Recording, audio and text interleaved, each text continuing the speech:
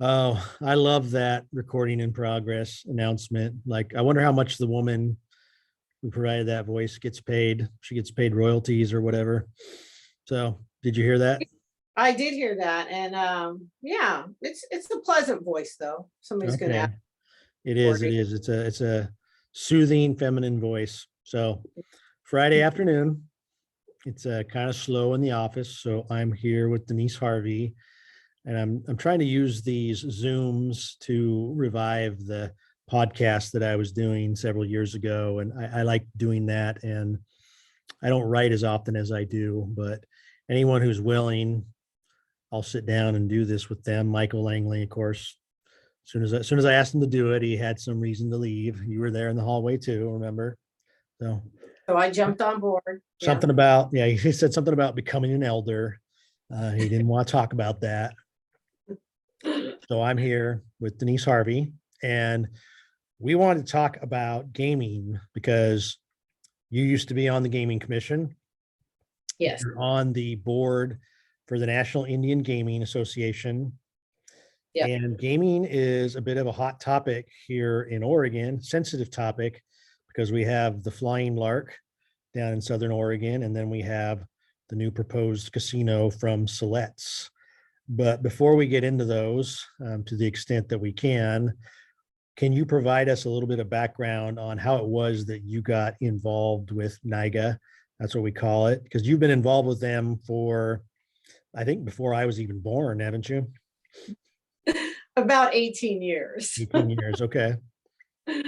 So yeah, I mean, I remember seeing the position. I think it all started with the Gaming Commission. I remember working here at the tribe in my HR and workforce development program, and saw the opportunity for the Gaming Commission appointment. It's kind of looked into it, looked up, our compact and IGRA and different things, and went and applied and got appointed to the Gaming Commission. So it gave me a whole new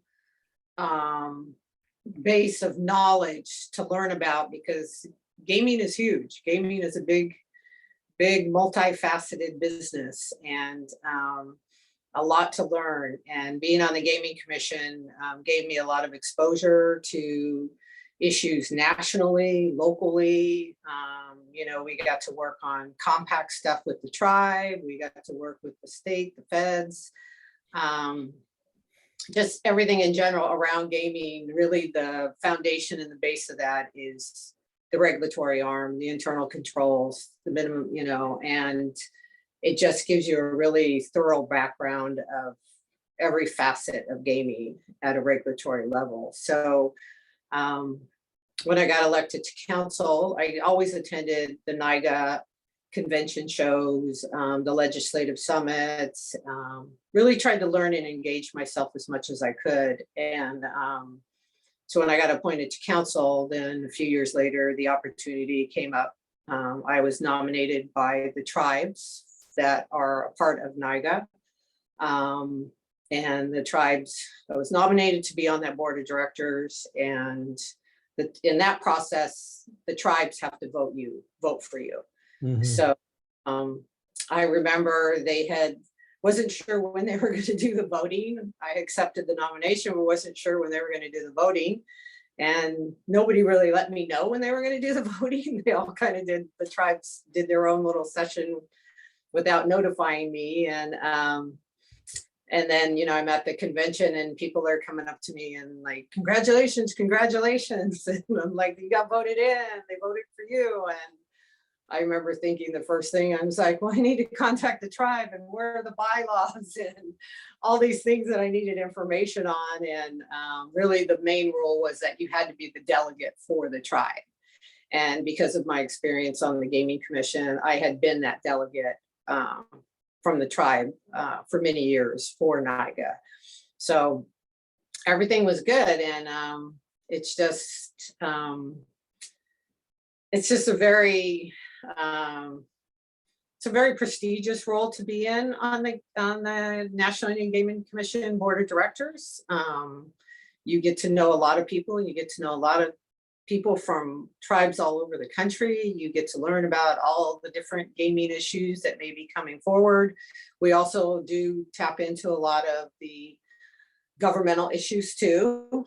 Really, NIGA is there for that legislative support for tribes. So typically if an issue is coming forward within Indian country that's going to affect us all at a national level, NIGA will put out an information on it and where do the tribes stand on it and where do you want us to provide the support. So we adopt some of the concerns and issues and bring those forward. And I know recently I've had to speak on many different topics for the National Indian Gaming Association, mostly as in recent years, it's been on the sports betting.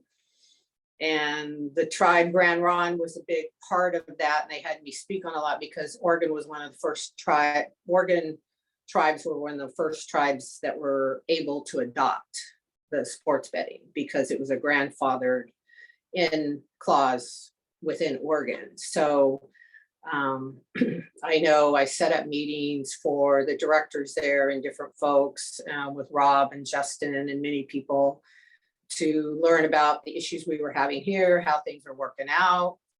I had several tribes contact me about coming to our facility, seeing our gaming platform, that the sports betting platform that we had put into effect. And so it was kind of nice to, and I can tell you right now, I've actually never done a sports bet, so I don't know, but I know a lot about the ins and outs of adopting that into your organization and how that works within the state. So I've been able to share that knowledge and share our Oregon knowledge with other tribes all over the country.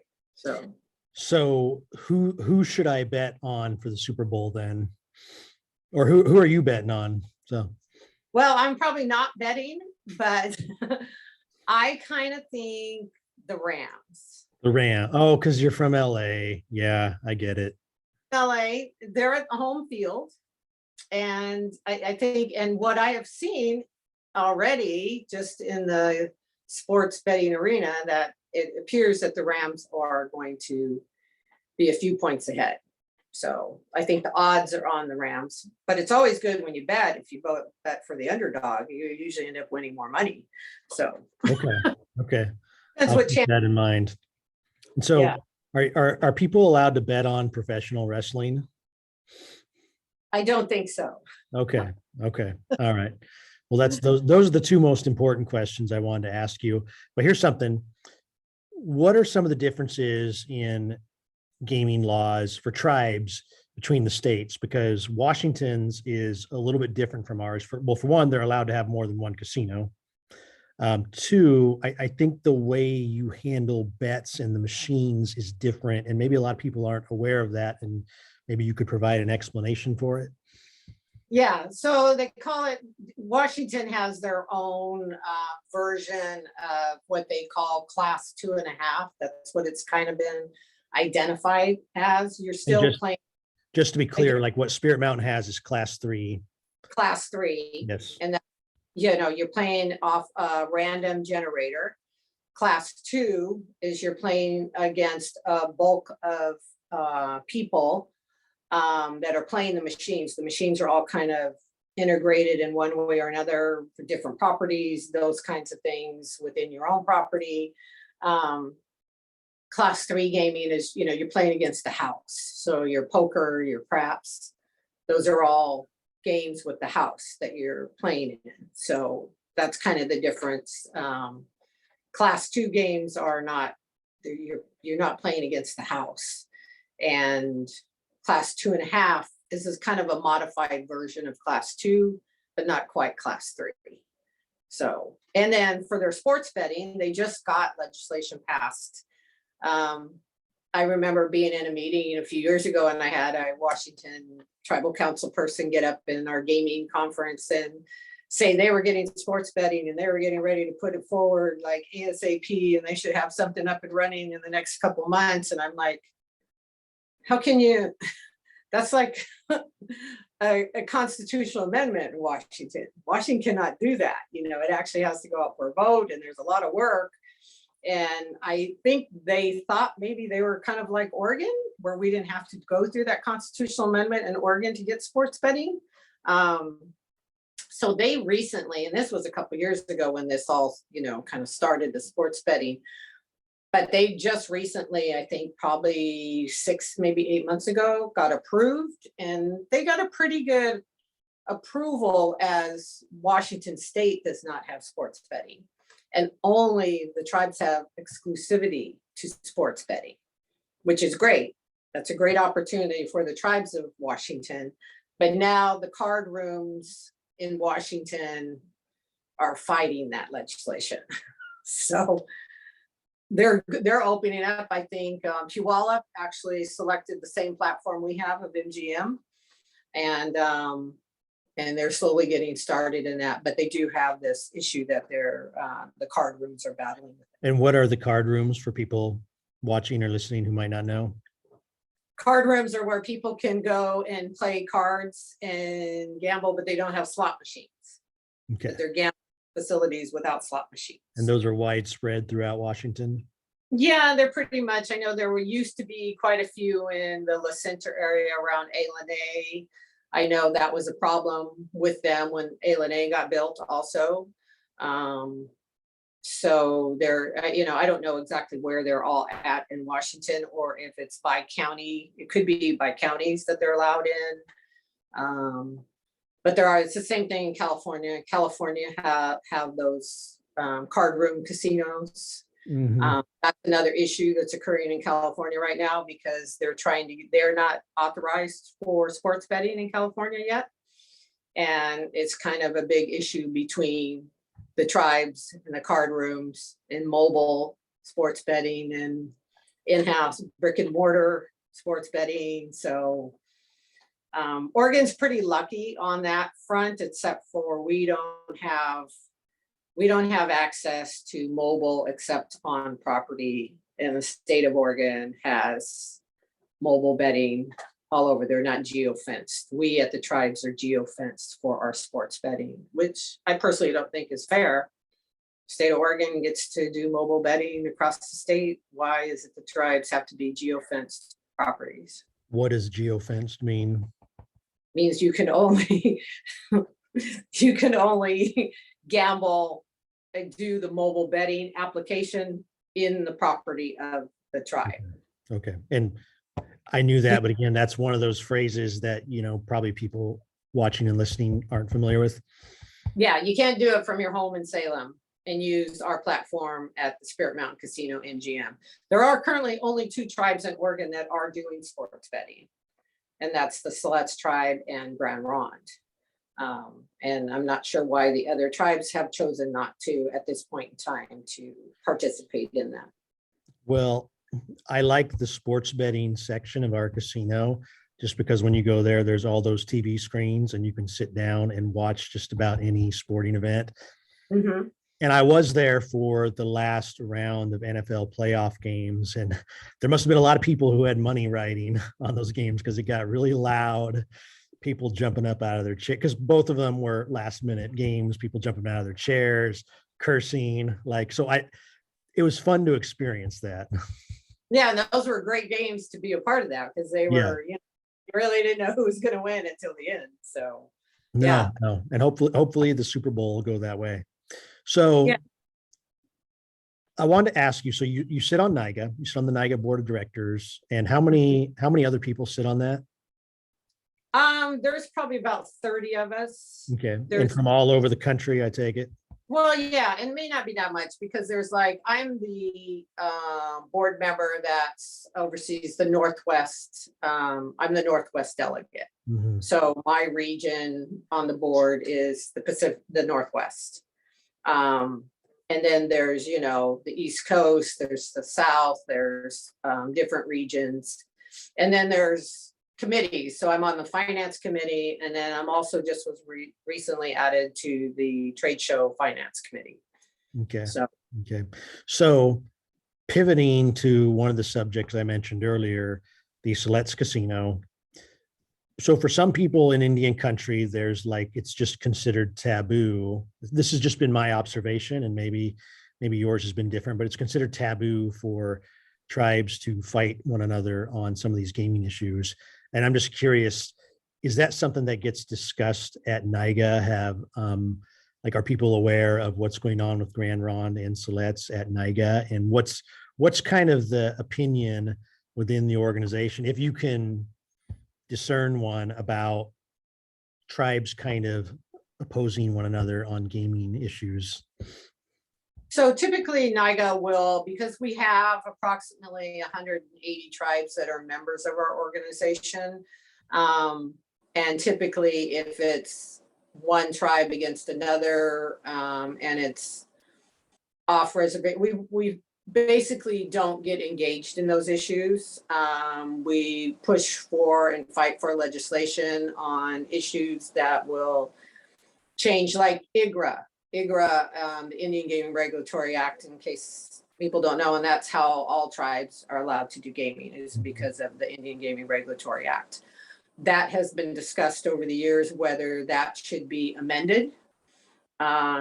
It's very scary to open up a law like that and amend it, because typically if we go in and say we want this language in there, or we'd like this right in there, other people are going to come in and say, well, if you want that, then we want this, which we might end up in a worse situation than we started with. Mm-hmm. So that was recently a conversation on the sports betting issue, because I don't know if people knew there was an issue where the governor of Florida gave the Seminole tribe some great opportunity and cut other card rooms and horse racing tracks out of. And we were actually really surprised they even talked about the geofencing, and that, like, Florida, the Seminole tribe did not have to do geofencing. When I read the compact language, I was like, wow, there's our ticket. We can use that language that they gave to the Seminole tribe in Florida. We could use that in Oregon. And was kind of hoping that was going to move forward.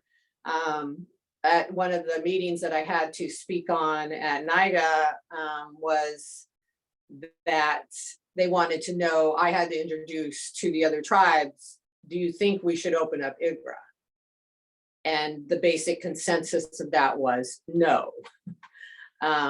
So we, because we could go in and adjust those, the Indian Gaming Regulatory Act to language that could be favorable for one tribe or another tribe or all tribes, but we really look at something that's going to be favorable for all tribes before we ever open up a regulation and a law like that, because it could potentially affect each and every one of us. So we don't get into one tribe versus another tribe issues, because we're looking at national levels.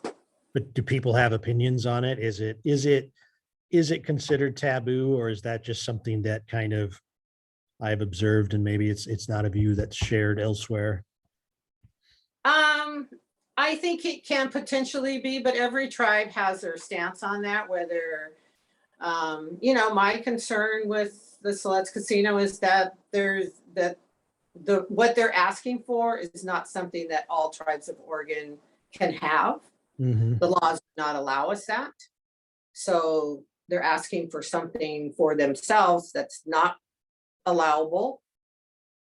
Nor is it being addressed as, let's change this law for all Oregon tribes, and more of a broader approach and a more of a fairness and equity piece within Oregon. So I don't, I kind of think the cart's before the horse, because they're asking for something that actually isn't even allowable. And there isn't any strength in it. I think you have more strength and power if you're going to try and change something, that you make that change for all tribes within your region. It has more of a fair, it makes it a more, I think you have a stronger argument when you do that, instead of just one tribe being able to do something that nobody else can do. So, well, we get to watch it play out, and we'll see how it plays out. Is your screen freezing there? I guess it is. All right. Well, I'll just assume that the interview has ended. Yeah, just for the record, Denise is using an old iPad. Either that or she's very good at holding still. So thank you, and we'll talk to you soon.